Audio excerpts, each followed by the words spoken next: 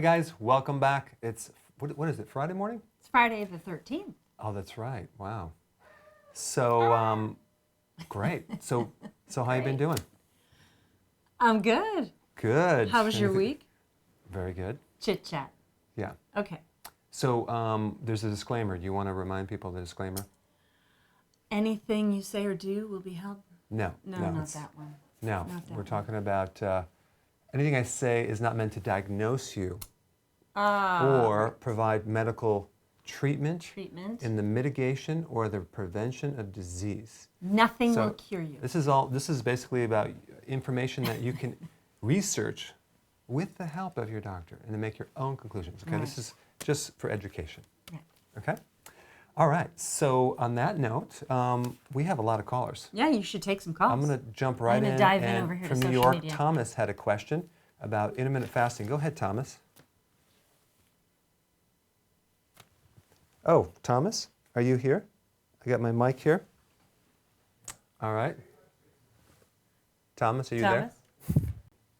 Thomas to control, come in.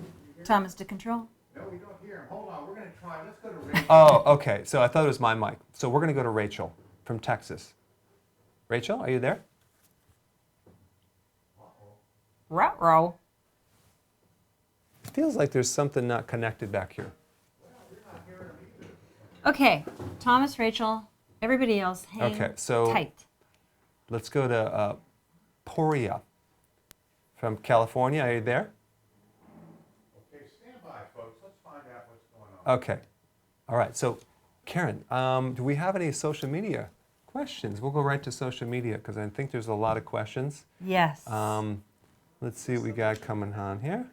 Oh, and look, he's got his volume on here. So, I'll turn that down. This is Steve's. Wow, how are we doing? Good, we're doing good. Okay. Okay, we have some things here. So someone said glaucoma. Let's talk about glaucoma. Okay, good. Yeah, glaucoma is a very common problem. Now, glaucoma is a problem with there's pressure in the eyeball, and you usually see that in diabetes, on a high incidence of diabetes. So basically, that is coming from high levels of insulin in blood sugars. So it's either high sugar or high insulin. And by the way, Karen, both of those conditions create equal damage. So you don't want high sugar and you don't want high insulin. And sometimes, like, everyone's focused on dropping that blood sugar at the expense of adding a lot of insulin. Well, everyone knows that, you know, like a diabetic who takes insulin gets fat. Everyone knows that. Everyone knows that. So, you know, the thing that's missing is the nutrition angle and also the diet angle. Like, they don't get the foundational, cut the carbs down, because diabetes is a disease of high sugar. So if someone has glaucoma, I would definitely get on a ketogenic diet, intermittent fasting together, because that's going to drop insulin more than anything else. And on that note, let's see if it's working. Okay. Thomas, Otherwise, are you there? Thomas, are you there? Okay, no? No. Okay. How about Poria? Are you there? I think it's just... Okay. So I'm just going to... Okay, good. I'm just wondering if this thing is connected here. We're not hearing them in here either. Oh, okay. Nobody's hearing anything. Well, good thing we... So just hang in there, guys. Oh, hey, we have a lot of questions on social media, so we can do that. Give it to me. Usually these guys are waiting for you. Go ahead. Okay, so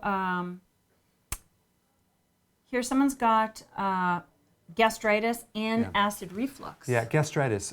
Here's the thing. When you have inflammation in the stomach and acid reflux, you know, the thing that I talk about is to take apple cider vinegar, but the problem is if you have inflammation in the stomach, you're going to create more inflammation, because if you add more acid to the stomach, you're going to stir up a hornet's nest, because gastritis is kind of it's like a highly inflammatory condition of the actual stomach lining, which is really not good, because we don't want to add more acid into the mix. So usually when you have acid reflux, you say that more acid is needed. Yeah, because what controls the valve on the top of the stomach is the amount of acid. So if you don't have enough acid, the valve opens up and the acid comes up. So what happens if you have gastritis, which is another condition on top of everything, you don't want to add the acid. You have to heal the lining of the stomach first. So if you have an ulcer or gastritis, you're going to want to take something with chlorophyll, like wheatgrass juice powder, anything that's going to heal the lining of the stomach and soothe it and not add the acid until you can do that, which could take a long time. But I think what people have to realize that if you have ulcers or gastritis, that's like a condition that is pretty severe and it's chronic. You don't just end up with that overnight. It's a chronic nutrient deficiency of eating junk foods for a long period of time or cooked foods. I had ulcers in my stomach because I was eating so poorly in college with stress. So the point is that it takes a while to get that condition under control. So don't add the acid if you have gastritis or an ulcer. Okay? All right. Okay. Elsa's asking, Elsa's on YouTube. She's asking about any dietary suggestions during the menstrual cycle that would be different than your normal keto diet, helping cravings in particular. Okay, so here's the thing. When you go through menstruation, you have a lot of hormonal changes, and you also have, sometimes you might even have, and then this is hard to believe, but actually cramping, looking very uncomfortable. That's what I've heard anyway. So the cramping is, can be chilled out by taking a good calcium supplement, like calcium orotate is really good for cramping because it's good for any muscle cramp, including the uterus that contracts. So, so here's the thing. For the cycle, if you're craving, you want to keep in the keto for sure, do intermittent fasting through the whole process. But there's some other things you're going to do too, because if you're losing blood, you can become anemic. So you want to replace that iron with red meat. That's kind of going to be the best thing. But that brings us to another point, Karen, that I want to talk about. Another point. Yeah, which is basically iron in general is very, very destructive to your body. If you have too much iron, absolutely. It's very corrosive. It's kind of like combined with oxygen, there's a certain chemical formula that I don't want to get into, but if you have too much iron in your body, it can lead to severe damage to your main cell called the mitochondria. And that can even kick in and lead to, I think something just worked there when whatever you did. You probably replugged it in, Steve. But if you have too much iron, that can create the most powerful radical or oxidative radical on the planet. It's called the hydroxyl radical. Sorry. So basically, it's like a radical. You know, someone that's radical. Someone's They're like way out there. That's right. Well, you have radicals in your body, and they're called free radicals because they're just like go over there and create all sorts of destruction. The most powerful destructive reactive radical is the hydroxyl radical. Hydroxyl radical. And that 3 times fast. And you can get that by having too much iron or copper. So what happens, it goes right after that mitochondria and starts to break down the lining. And one of the counters to that, the thing that actually helps fix that, and there's really only a couple things that work without side effects, is a very, very powerful antioxidant, okay, which is what I've been studying lately, right? Right. It's called phytic acid. Phytic acid. Yeah. Well, there's all kinds of products that market antioxidants. Yes. Red wine, chocolate, right. blueberries, But acai. only one can neutralize the hydroxyl radical. Wow. And that is the phytic acid. Now, phytic acid is kind of a thing that you find in plants, in bran, in the hull of seeds or nuts. And what happens is that it's a storage for phosphorus. But it basically is, it works by neutralizing iron. And that's why it's used in great results with cancer. So another term for phytic acid would be something called IP3. Okay, it has to do with inositol and phosphorus. I'm not going to give you the term. I'm sorry, it's IP6. IP6, I knew that. Yeah, right, I exactly, knew that. sorry. It's on the bottle. Yeah. And so basically you can actually get this as a supplement, and it's basically phytic acid, and it's higher concentrations. It is not a lot of side effects, but it's has a great improvements with and decreasing your risk for cancer because of this. One fact is that the first thing that happens in cancer is the destruction of the mitochondria. If you had normal mitochondria, you wouldn't get cancer.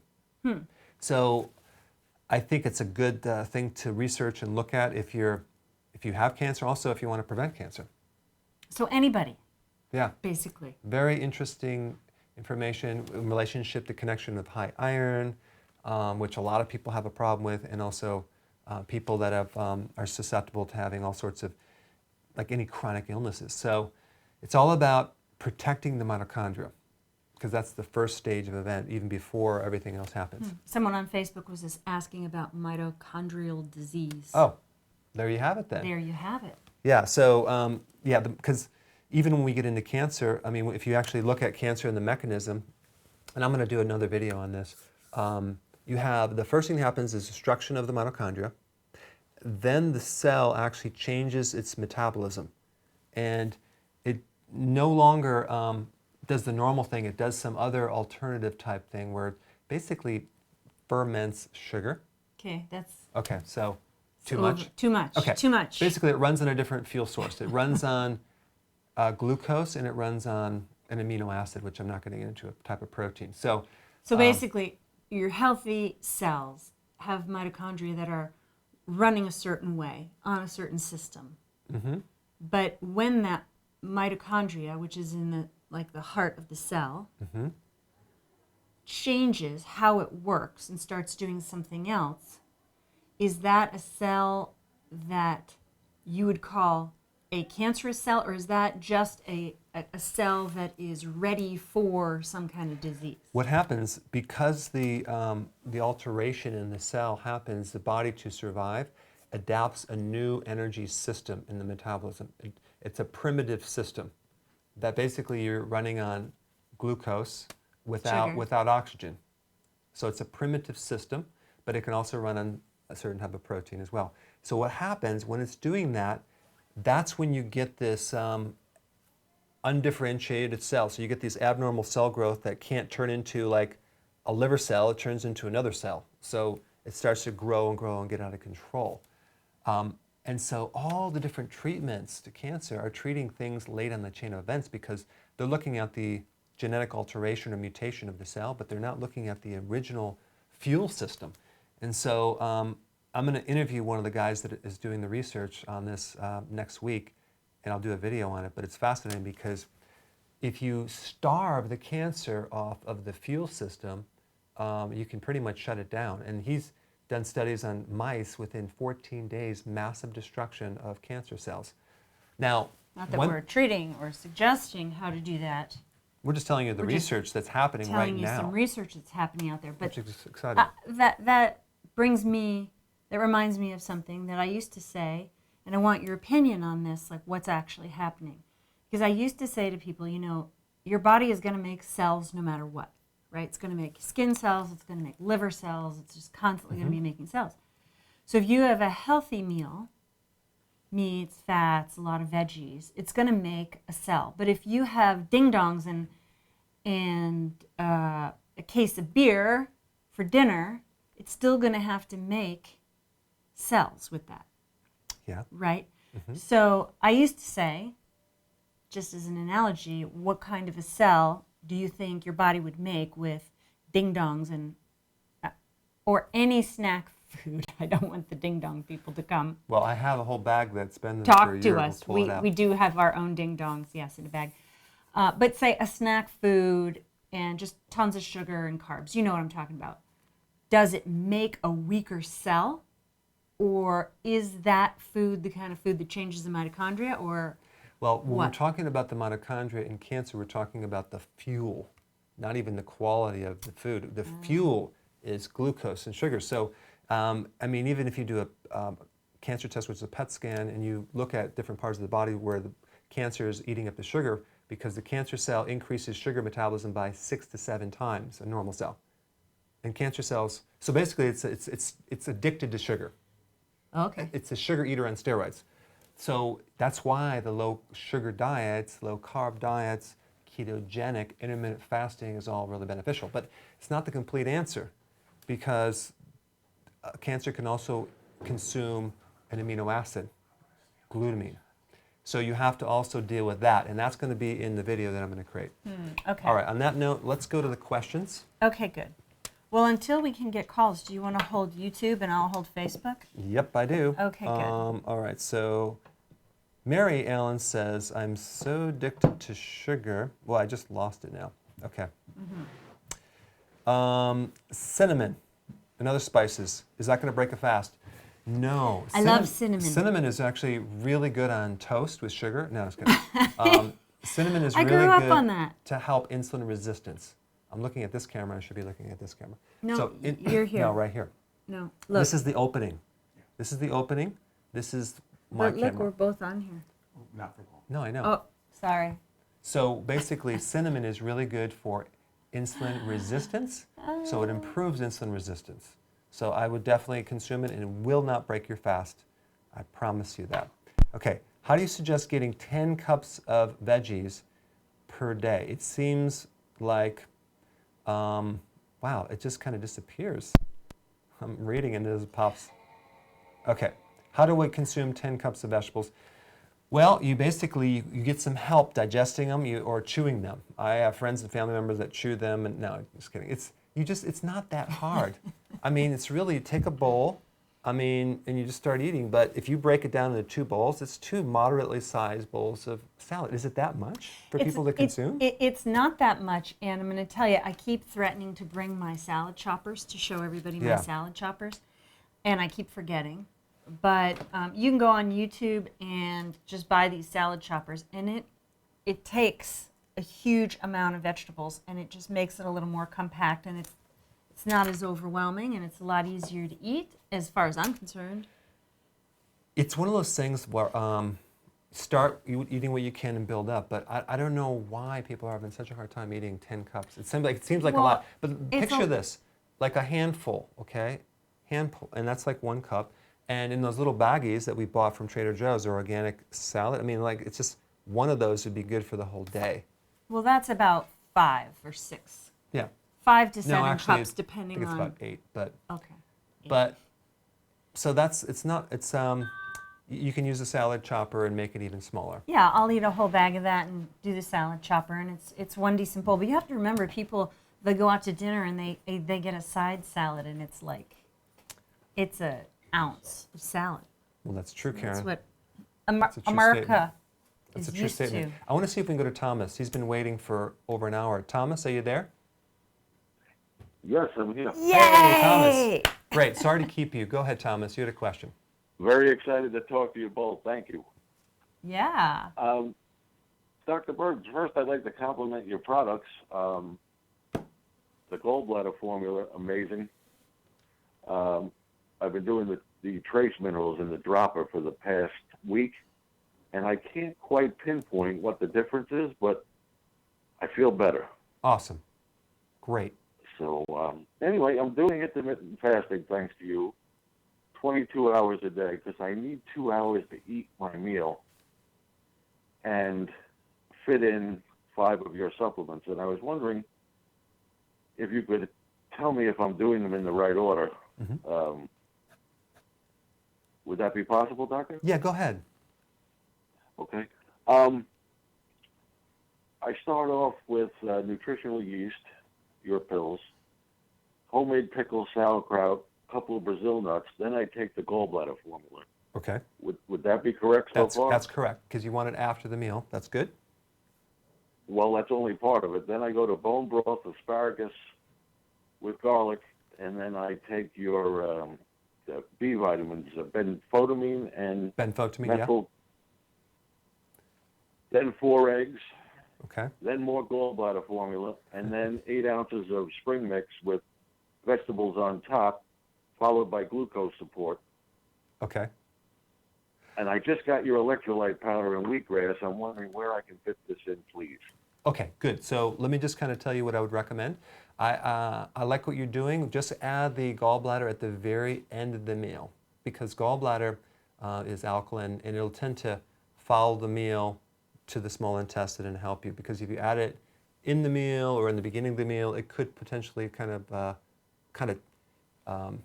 not be at the right stage, because you want the stomach to have the full acid capacity. So let the food kind of go into the small intestine and then have the gallbladder come in a little bit later. Okay, so now the other thing is the wheatgrass juice powder. I would recommend taking that right when you wake up in the morning on an empty stomach and just shake it up, drink it down, or in another part of the day where you're fasting. I was taking it in the morning, and then I said, you know what? I can't believe I'm not taking this also later in the day. So I'm trying it right now 2 times a day, because it just feels so good. So you can do that as well.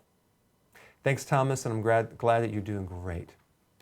All right, so now there's a couple people that I need to get to. Russ from Chicago, you had a question. Go ahead, Russ. Hey, Dr. Berg, can you hear me? Yeah, perfect. Awesome. Okay, great. So, hey, Karen. Hey, Dr. Berg. Hi. Hope everyone's doing all right over there. Yep. So I'm over here in Chicago. All right, so a couple of questions about keto and intermittent fasting. I've been actually doing intermittent fasting for a little over a year now. I'm 23, just shy of 23. Birthday's coming up in the next few weeks, so yay me. Yeah. But I lost 45 pounds in the last year. I was 247. Now I'm about just over 200 pounds. So since I added keto to my intermittent fasting program, it's been about like 2 months since I've been messing with keto. And the last month or so, it's been a lot better. I've pretty much tried to go no sugar. But the thing is, I kind of feel like my question here is it possible for a keto diet to still spike and drop your insulin levels drastically to the point where you still get those cravings and then you settle in the fat? Because I feel like lately, I'll break my fast with like a keto meal, and then I'll get these cravings again, and I'll eat like maybe a few hours later. And over the last week, 2 weeks, I've been looking a little bit pudgier, and I still haven't had nearly as much sugar as I used to. I used to have, a lot of sugar a day, like 50 to over, 100 grams. I'm talking like before I really started trying to do keto. Mm-hmm. But I guess, my question is just, is it possible to have a ketogenic, high-fat, moderate protein, low-carb diet affect your insulin levels to the point where you're still going to be settling in fat when you eat another keto meal that's high in fat? Got it. Good question. Well, you got kind of 2 questions there, so I'm just going to talk about both of them. One is the cravings part.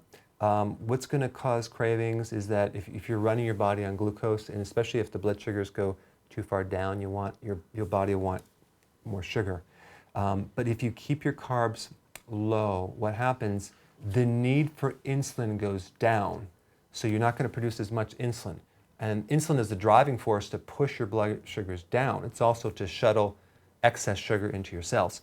So really, just by cutting out the carbs and eating less, your body will eventually run on other types of fuel, like ketones and also actual fatty acid.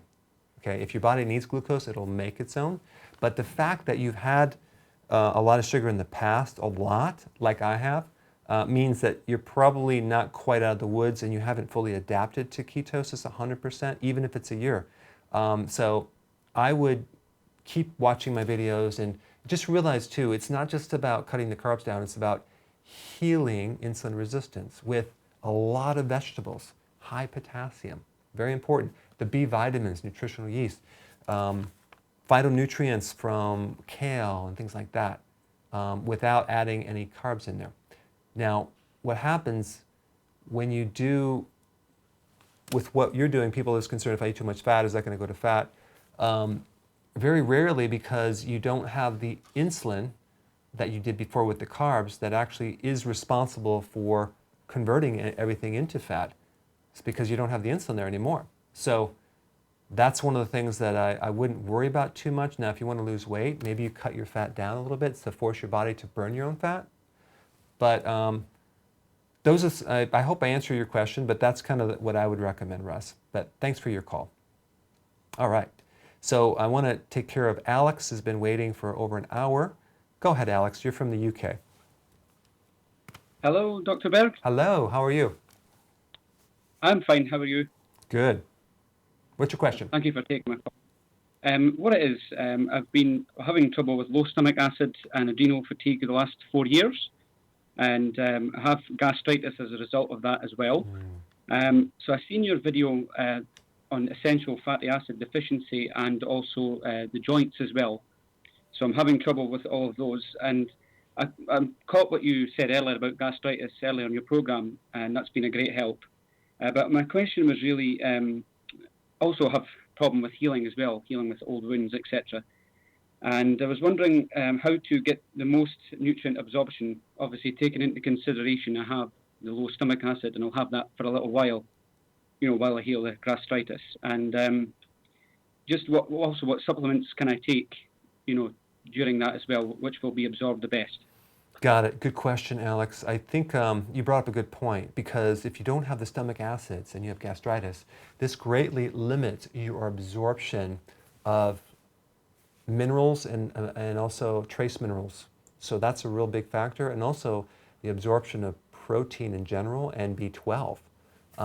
So we don't quite get that full breakdown, because the purpose of the stomach is to break down the protein into amino acids and help you absorb them, absorption of minerals, and kill off microbes.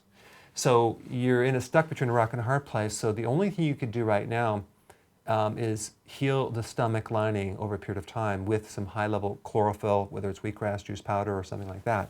And then you want to practice intermittent fasting.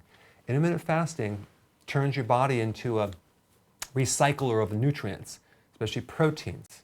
It also helps you fix insulin resistance, which allows the cells to really start absorbing more nutrients, because remember, it's the insulin resistance in the cell that can also block your ability to absorb nutrients. It's not just about the stomach. So as you fix that by doing the combination of longer fasts, more nutrient-dense foods with the apple cider vinegar at the meal, I think you're going to come out ahead. And plus, intermittent fasting is going to help heal the lining of the stomach as well, because you're not constantly forcing food into the stomach.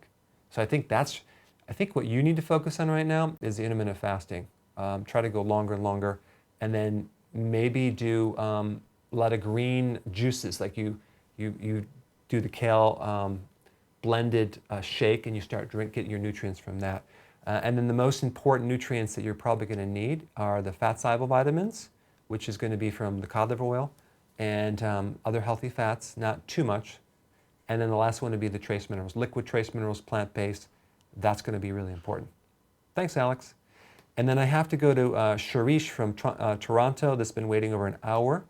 Go ahead, Sharish. Hi, Dr. Berg. How you doing? Hi. Good. Yeah, that's good. You're a blessing for humanity, So you're helping people. That's really great. God bless you. Thank you. And Karen, everybody. Thank you. My question is water fasting. Yeah. There are so many schools in California they're offering for a month or whatever. Is it a good thing or a bad thing? And my second question is, stubborn belly fat, is liposuction a good or dangerous? Well, the fat will come back if you do the liposuction. It's two things. Yeah. I'm not an expert in liposuction. It's just something that I would research. I don't really have an opinion on that, because I don't know if it's going to come back or not. So I can't answer that, but I can talk about water fasting, which basically you're doing fasting, you're drinking water. The problem for most people, if they haven't done that and they're not experienced in that, they're not going to get the electrolytes that you need to hydrate your body. Because if you're doing longer fast, some people might run out of electrolytes and end up feeling dizzy, end up with low blood pressure, because they don't have the salt to keep the blood pressure and fluid volume, and they can actually pass out, fall down. And So, die. yeah. So what you want to do if you're doing water fast is add the electrolytes in there with all the good things, with some sea salt, and I think you're going to be fine on that water fast. But how long should people fast just with water? You know what? There's a tremendous amount of benefit with fasting even longer than a day. So I don't have time to get into it, but if you're healthy and you're taking, and you don't have nutritional deficiencies, you should experience or practice with that and experiment with that. And Experiment. I was looking for that Experiment. word. Because the benefit of fasting for anti-aging and the immune system and health and longevity and even cognitive function. When I talked to Jason Fung, he actually mentioned something very interesting that I'm going to research. He's reading a book by these, I think it was like Japanese soldiers that were in prison camps that were starved. And they found that their brains actually started healing and their cognitive function went up. They were like learning different languages and they were like really sharp. I mean, so I'm not saying starve yourself. I'm just saying going on longer fasts can really help the cognitive function of your brain. Why are you looking at me when you say that? No reason. It can improve your learning capacity and your ability to remember things. I think I should be looking at you.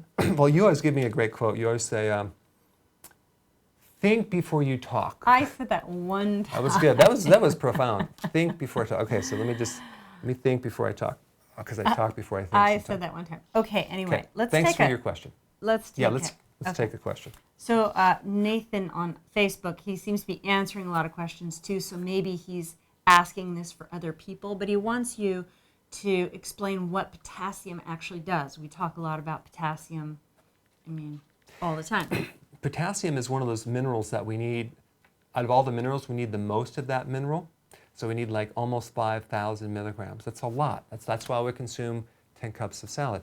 The benefit of potassium in the body, because it works with every single cell, is energy.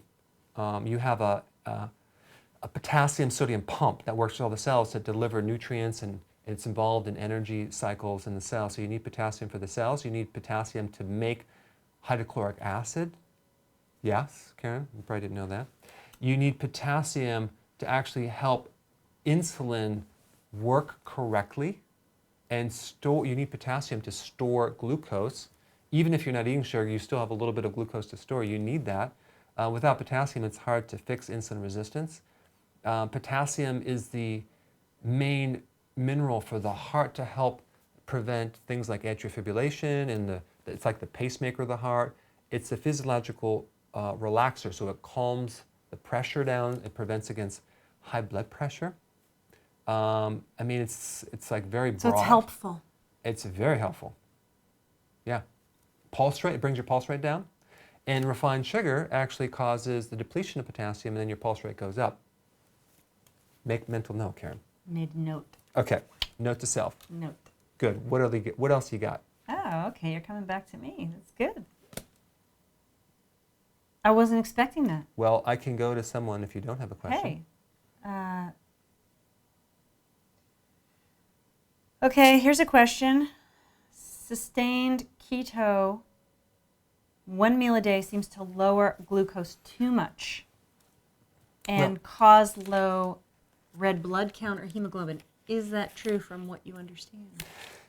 Well, I think there's something else going on. I think there's something else going on with your nutrition, probably the B vitamins like B12, which is very involved with making red blood cells. I think that's what you're going to need because there's so many benefits to doing 1 meal a day. It's crazy, but for it to be destructive against your blood it's not the culprit. There's more of an underlying nutritional deficiency there, and it could be even that you have a pre-existing nutritional deficiency. So, I would disagree that that's just the fact you're eating once a day is going to be harmful to your blood cells. Okay, so here's a question Yolanda is curious about. When I think of fasting, my mind thinks that anytime food goes in my mouth, my insulin spikes. Can you explain if this is true or not? Does insulin spike for a certain amount of time? That's 2 questions, but the first one... Just by thinking about it? No, she's saying her mind thinks that if she eats any kind of food, her insulin will spike. That's true. But her mind is right. Yes, that is a Probably true she's statement, right. Karen. That's a You're true right, statement. Yolanda. Yeah, and this is why, Karen, it's so important not to do the whole 6 to 10 meals a day, the snacking, the healthy snacks, all the snacking stuff. Like any idiot knows that's going to be bad for your health. So all brilliant people know. yeah, that too. I was just just kidding with you. But the point is that anyone knows that, like, oh, frequent eating, but somehow we've adopted this idea that, oh yeah, we need to keep eating every hour and a half. It's like the worst advice on the planet. It's actually, not good. right What's the now- purpose of that? Why do you need to eat so frequent? Yeah, it's a big push too. Snacking, healthy snack bars, snack. What to snack To on? prevent What hunger? to take to snack? To increase your energy? Yeah, for a second. It's very bad, and it's very, I mean, if I were to, okay, so if you were to ask me this question, Okay. what would be the best advice for anyone for health? Ask me that. I'll pretend I'm asking you, Dr. Berg. What is the best advice for anyone for benefiting? Stop snacking. Stop snacking. That would produce the most benefit out of every single thing you could do. So make note of that and try it. And I'd like to see anyone who does that doesn't see huge benefits in their health. It's so simple. And guess what? It's cheaper. It's cheaper. Fasting is actually, it's borders on free, being free. Doesn't cost anything. It's right on the border. I mean, Of free. If you say you can't afford to fast, then we have a problem. You can't afford not to fast. If someone is on a budget, you need to fast. See, make note of that, Karen. Okay, I made a note. All right, and then the other question was related to, you had two questions. Yeah, I don't remember. Well, let me go to someone that's been online for 59 for minutes. a long time, right? Okay, Poria from Irvine, California. You had a question. Go ahead. Yes, hello, Dr. Berg. Yes. I'm 22 years old. I'm on keto right now. I do 1 meal a day, and I do HIIT exercise by swimming every other day. Mm-hmm. And I also like to do weight training at the gym to gain muscles. Yeah. But I haven't been doing that in a long time because a lot of people gave me the advice that, oh, you shouldn't focus on losing body fat and gaining muscles at the same time because it doesn't work that way. And their explanation behind it is you have to be in a state of calorie deficiency to lose body fat, but you have to have calorie surplus to gain muscle weight. I want to know if that is true or not, because if it's not true, I'd like to go back to the gym and do some more weight training. Yeah. That's a really good question. That's another, thank you for that idea for That's a a great video. question. I'm going to make a note of that, Karen, because I'm going to You do a have the video on pen. that, but I'm going to give you the quick answer while she's making notes. That's a really good point. This whole thing where you have to be in a state of calorie deficiency, to some degree, there's some truth there, because if you're consuming too much fat, your body will actually turn that into ketones. But there's a line that I want to clarify. I'm not talking about cutting all the calories down, because we don't want to cut down calories from vegetables and things like that. So what you basically ask, I think, has some false things in there. I would not agree with that statement. If you're trying to build muscle mass and lose weight at the same time, you can do it both at the same time, because the combination of intermittent fasting, which you're going to actually cut your calories down anyway, but your body's going to compensate and start building more protein just for the fact of growth hormone spikes by about 1,300 to 2,000%. You couldn't inject yourself with that much growth hormone to create the same effect. So it's a huge effect of massive growth hormone to help build muscles. And so if you add the heavier weights in there with the intermittent fasting and the nutrients from healthy keto, I think you can kill two birds with one stone. You can lose weight and build muscle and be lean. This idea that we're building muscle, we have to have some insulin, we need more insulin. Well, guess what? When you actually do keto and intermittent fasting together, you're going to heal insulin resistance. You'll pull more amino acid into the cell to build more muscle, and you won't need as much insulin. If you do more insulin, your body's just going to create more insulin resistance, and it's not going to work. That's why diabetics are real flabby, and they have a hard time building muscle mass. So I'm going to do he's building muscle anyway. Yeah. Yeah. So I'm going to actually do a whole video on that. Thanks for the question and the good idea. Mm-hmm. All right, good. So what do we got?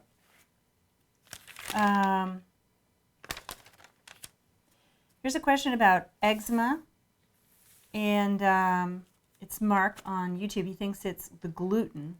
Mm-hmm. And he got rid of the gluten. The eczema should go away. Mm-hmm. There's just a couple points I want to bring up on that. Yes, gluten does tear up your skin. It creates inflammatory conditions, but it's not the only thing. And just realize that you don't necessarily want to get off gluten and be on a gluten-free diet and still have wheat and grains. So instead of doing gluten-free, just be grain-free. Right. Very important, because you're going to keep spiking insulin. And if you want nice skin, Karen, if you want some advice on skin in general, what you want to I'd do, like nice skin. what you want to do is you want to basically bring your insulin down, because insulin creates a big problem with acne, cystic acne, because it spikes androgens, and then also makes your skin really scaly and dry. People that combine the intermittent fasting and healthy ketosis end up having incredible skin. So it's the best kept secret. And don't do them separately, like do them together. Like intermittent fasting is really, really important too, just with cleaning up all the proteins, because it creates autophagy. And you want to tell people what that is? Getting younger. Good. Autophagy is the recycling of your cells and even the skin cells. You can replenish and have new skin and new cells by doing autophagy, which is coming from intermittent fasting. So by not eating so frequently, you basically turn your cells into a self-cleaning oven on steroids, cleaning those cells up. I'm cleaning all my the oven. damaged points. What? I'm cleaning my oven now. Yeah, and you can actually clean your brain cells too. You can You have. keep bringing that up. All right, Dr. Berg. Okay. Hey guys, just want to let you know we are officially. I just secured the hotel, the Gaylord Hotel, Yep. for this incredible summit. You guys have to come out. I want to finally meet you. We want to finally meet you. So we're going to have a huge event. It's going to be somewhat. I think we're going to probably sell out pretty quick, because we only can get a room for 1,300, and there's a lot of people. We've already surveyed. There's over 10,000 people that want to come. We will be posting the page on explaining it early next week, so stay tuned. But definitely want to come out in the fall it's beautiful with all the leaves in the DC area, gorgeous. So we have some amazing speakers, and we also have this guy. His name is Zach Bitter, who basically took the American record in the fastest time in the 100-mile ultra marathon, 100 miles. That's a lot of miles. And he does low carb. So it's going to be a cool event. So he's coming out. A bunch of other guys are coming out. So stay tuned. Mm-hmm. Okay? It's going to be fun. Yeah, it's going to be very fun. And let me just go to Susan from Michigan has been waiting for a very long time. Go ahead, Susan. Hi, I'm so glad that I could talk to you. I'm calling actually for my daughter, who is pregnant. She's 7 months pregnant. She failed her glucose intolerance 1-hour test, but before she was even pregnant, she was very healthy. We found out a few years ago that she was had a big intolerance to sugar, grew up with acne and all that. So that was all cleared up. She was doing great.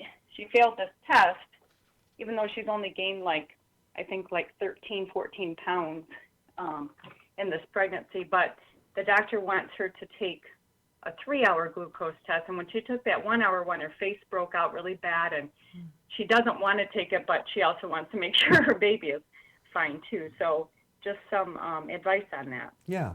Well, here's the thing that I can tell you, Susan. There's no contraindication for doing healthy ketosis if you're pregnant. It's about the intermittent fasting. That's where the problem is. So I wouldn't do intermittent fasting, but I would definitely get her on a healthy ketosis, which is just a really healthy diet, but keeping your carbs low so she can actually heal the situation, because the fact that she has a glucose intolerance tells me that she has insulin resistance. So when you go into a pregnancy with these weaknesses, everything's magnified. So that's what's happening to her. So I think if she does a very low carb, but a lot of vegetables, okay, with all the other nutrients that you need for a growing healthy baby, and healthy fats and moderate amount of protein, I think that that problem will be improved. So that's my answer. So thanks for calling, Susan. All right, so now I need to go to Matthew from Nashville, who's been waiting for a bit. You had a question about gastric bypass. Hey, Dr. Berg, thank you so much for taking my call. And Miss Karen, absolutely love you and love your energy. But yes, Dr. Berg, I had gastric bypass surgery on June 21st. I've always been a big guy. I'm 37 years of age, but I also have 3 kids. And I'm just trying to be healthy going forward. So I thought gastric bypass would be the best answer for me. I feel better and all that kind of stuff, but we discovered you about a month or so ago and have been doing extensive research, went on the website. I'm a pancreatic type body type according to the survey I took. And I just want to know how what I've done as far as the surgery and doing ketosis will benefit not only myself but my family as we choose to go down this path of this lifestyle change in eating moving forward. I mean, so Okay. I'll be quiet and allow you to answer. Okay, great. Thanks, Matthew. So the most common gastric bypass surgery is what they do is they take just the top part of the stomach and they cut it, and then they take this whole stomach and then they just stitch it all up. And then they leave about 18 inches of your intestines, and then they reroute up to the stomach. So you really don't have a lot of stomach. So now we have a little bit of a weakness there with the stomach, and if you look at the purpose of the stomach, absorbing minerals. So if you're not going to have the capacity of that anymore, you're going to have to do trace minerals, very important, and regular minerals put into the system. Also, if we don't have the stomach, we're also going to not be able to trigger the gallbladder as much. So you probably need some gallbladder formula to help you. And then you got to also be careful about consuming any type of potential microbes that could come from like sushi or raw meat. So you're going to have to just make sure that if you're going to consume anything rare, it has to be high quality, because you don't want to put any microbes, because you don't have the stomach to kill all those microbes. So because that's another issue too with like parasites and things. So you have that, and then you also decrease the capacity of your small intestine. So you're going to need a good probiotic or fermented foods like sauerkraut, things like that, so, fermented vegetables, or a good probiotic. And then I think what's going to help you is to lock into that intermittent fasting, because you can't eat what you ate before because the size is not there. I've heard that even the size is the size of a walnut with gastric bypass. So that's a pretty small stomach, going from this thing that's the size of your fist to a walnut. How do you get all your nutrients that you need? Well, it's going to be, that's why they have malabsorption. They can't absorb as many nutrients, so they end up down the road with nutritional deficiencies. But see, the fact that you cut down the stomach size, you instantly improve your diabetes or your insulin resistance like that. So that improves, which is good, but at the expense of nutritional deficiencies. So in that case, I think, I don't know, if I had it, I would do the wheatgrass juice powder, the minerals, and probably the gallbladder formula, just because you want to enhance the nutrients, so you don't end up with vision problems and bone problems because you don't have vitamin D. So it's more juicing, Yeah. like a Juicing. kale. A blending. A blending, not juicing. That's Yeah. what I meant. Like Yeah. Kale shakes. Right, and I think you're going to have to do intermittent fasting to the point where you're not eating so frequently and having a small meal, because you're not going to put 10 cups of salad in one meal. There's just no capacity for that. So that's my answer, and I'm sticking to it, Karen. Okay, good. Okay. So I had a question here. Yeah, go ahead. And now I've lost it by the best name. Why don't you gather that? I'm going to talk to Shayna from Atlanta. Go ahead, Shayna. Hello. Hi. Hello, Dr. Berg. Can you hear me? Yes. Okay. Yes, sir. Dr. Berg, I've been having some trouble since, 2 weeks prior to June 6th, I had fell into depression, and I wasn't able to eat or really drink anything. Mm-hmm. So on June 7th, I was walking in the hallway and I fell down. I thought I was having a stroke, but it was a muscle spasm. Mm-hmm. Since then, my appetite has been taken, and I haven't been able to really eat or drink anything. I have had 70 horrible muscle spasms. I've been to the hospital 13 times. They don't know what the problem is. And then the last doctor told me, he said, Shayna, you more healthier than anybody on this floor and half of the staff. But they don't know why I'm having the muscle spasms. And they are severe muscle spasms. And so I've been trying to, get with you because you always help me out. What can I do, Dr. Berg, at this time? Okay. Because, my appetite is lost. I'm scared to move because if I move, I have a muscle spasm. So here's and what bad. Really? Well, let me tell you what, you're really just missing the electrolytes. That's the problem. Electrolytes, potassium, magnesium, and even calcium. That's all you're missing. So you need to get electrolyte powder that has potassium and these electrolytes without the sugar. Now, let's say you do that and it doesn't fully help you. Then you might need to add more sea salt, okay? Because sometimes that can be a factor. And then at that point, if you still get a muscle spasm, then you need to take vitamin E, a natural form, a complex. But I think the problem is you're missing that. Now, one last point, Karen. Yeah. If you are having diarrhea or vomiting, you are going to lose a tremendous amount of electrolytes from your body. And that alone could add the muscle cramps in there. And that's why you have the cramps and the dizziness and the low blood pressure. So I just want to throw that in there in case someone is, or even people that are bulimic and they start getting dizzy, the whole thing, because you just lose all your electrolytes and even diarrhea. But that's what I would do. And I think that should help you. What about that calcium orate that you talked about? Yeah, but that's just one mineral. That's more for sleep, menstrual cramps. But I would start with the regular electrolytes and then add the calcium as the icing on the cake. Okay. Probably won't talk about cake, but. No cake. All right, so what do we got? Okay, so Denise Love. I hope that's your real name because that's awesome.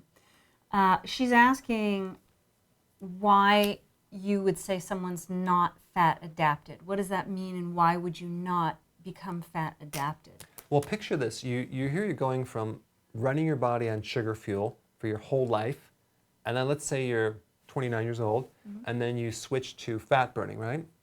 So now you're adapting your cells, the enzymes, the cellular machinery to running off fat fuel.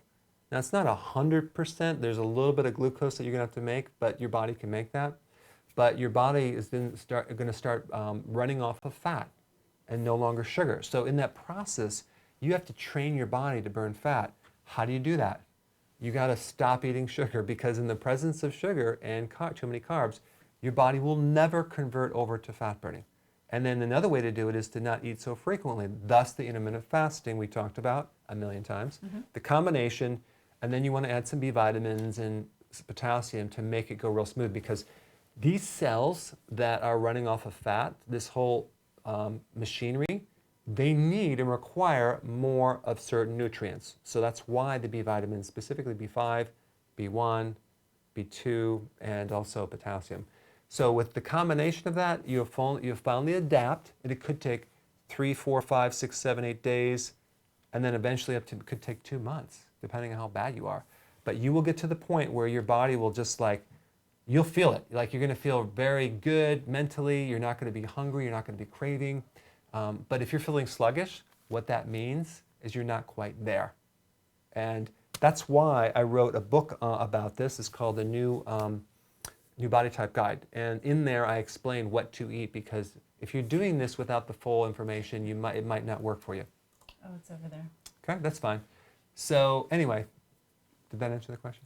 That answered the question. That was great. Okay, good. So now, why don't we go to Nancy? She's from Washington State. Hi, Nancy, can you hear me? I can. Thank you for taking my call. Sure. What part of the state are you from? Southwest. Okay, what city? Toledo. Toledo. Okay. This is a geography quiz. Okay.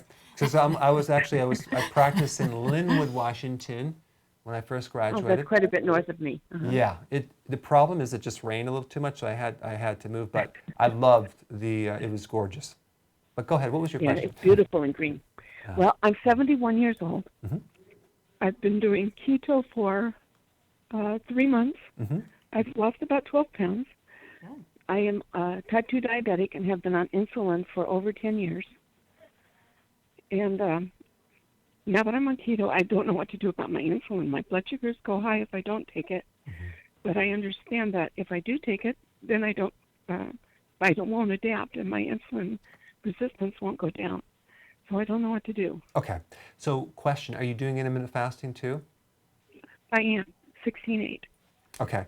And are you also doing, are you keeping your carbs real low? Very low. Okay. So in this situation, what I would do, Nancy, is you're probably going to need some help by a medical doctor. Dr. Jason Fung has kind of like a support group. And the reason why I like having people that are on medications go to him or are diabetics is because you can have their input from the medical standpoint, because I don't deal with the medication piece of the puzzle. You'd have to have a doctor.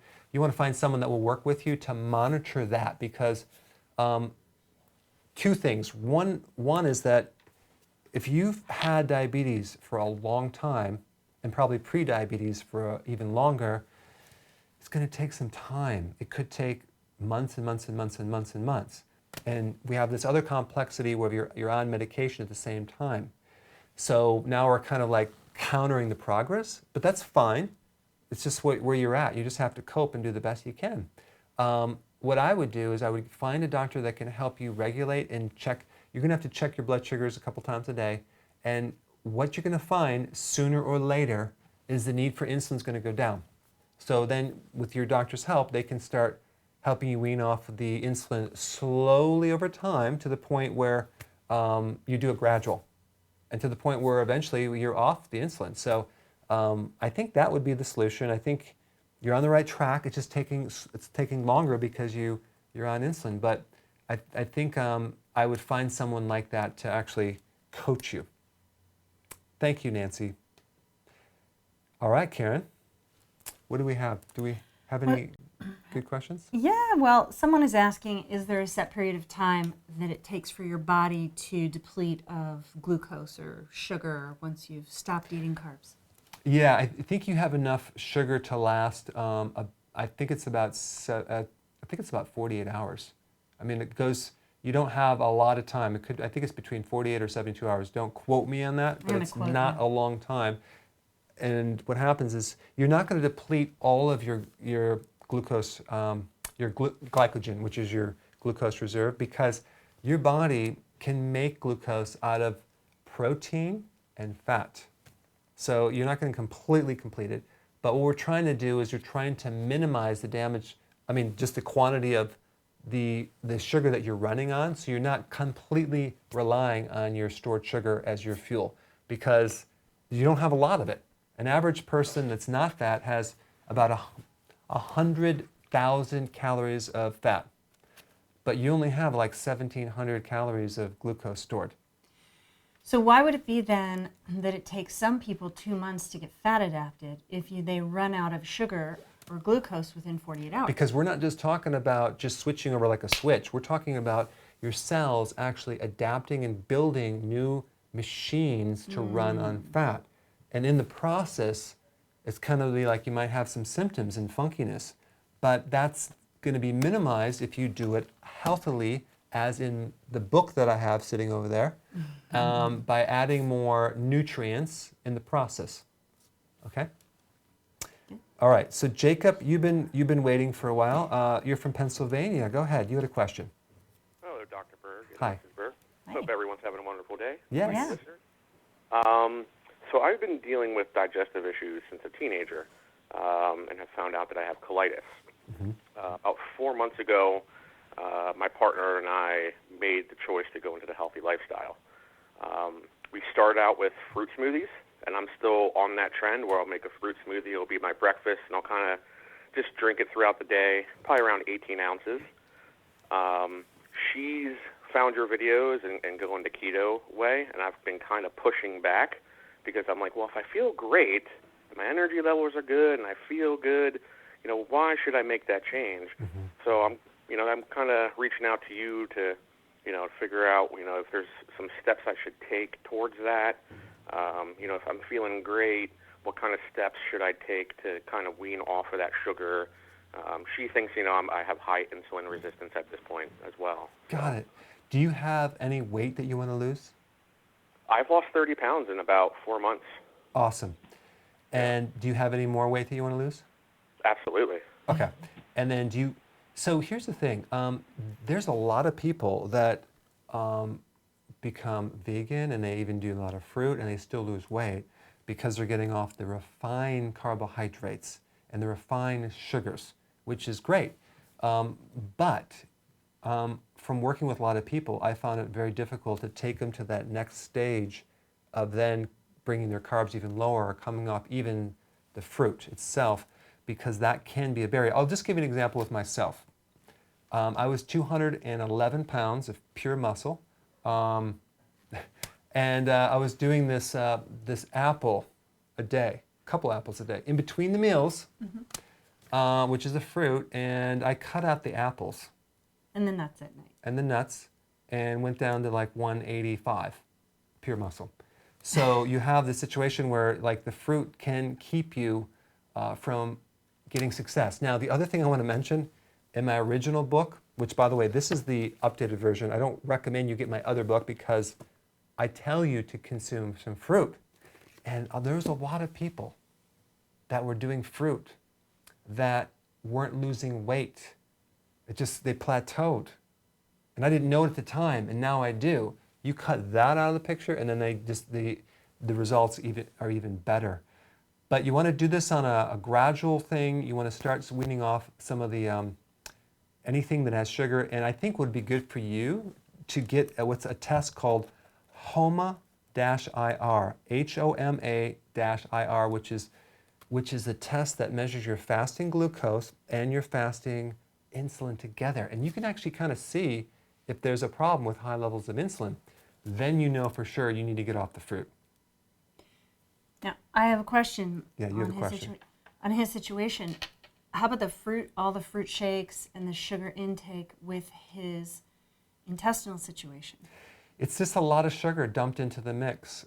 Even though you're going to benefit from the phytonutrients and the antioxidants in the fruit, you still have the fructose and the sugar there. That is a situation, because to really decrease inflammatory conditions anywhere in the gut, in the artery, you want to bring down insulin. And that's really by doing that, you have to get rid of the sugars and the carbs. So, especially if you have high insulin. Thanks, Jacob. And on that note, Karen. Yeah. We're going to end off to this camera right here. Oh. And guys, We're still learning. Have a great weekend. Happy Friday the 13th. That's right. And nothing happened. No. Whoa, in the beginning did. Yes, Something it did. That's the excuse that our producer's going to use on that Friday one. the 13th. Yeah, which is legitimate. But have a great weekend, guys. We will see you next week. And stay tuned for some more interesting videos on phytic acid. Yay!